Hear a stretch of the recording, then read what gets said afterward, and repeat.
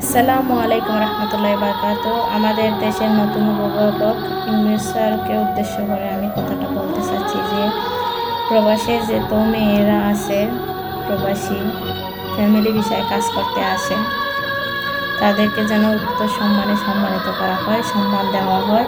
যেরকম প্রবাসী ছেলেদেরকে সম্মান দেওয়া হচ্ছে, সম্মান দেওয়া হয়।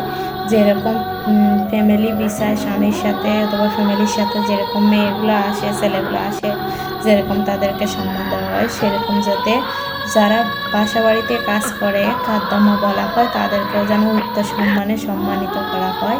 তাদেরকেও যেন দেশে গেলে সবাই সম্মান করে, এয়ারপোর্টের ভিতরে সবাই সম্মান করে, সবসময় সম্মানের সহিত কথা বলে।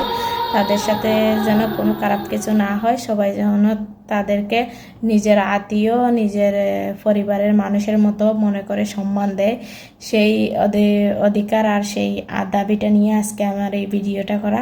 তো যদি আপনাদের কাছে ভালো থাকে, একজনে আরেকজনের সাথে পৌঁছাইয়া দিবেন, যাতে করে আমাদের দেশের অভিভাবকের কাছে আমার এই ভয়েসটা পৌঁছতে পারে। সবাই ভালো থাকেন, সুস্থ থাকেন। আল্লাহ হাফিজ, বাই বাই।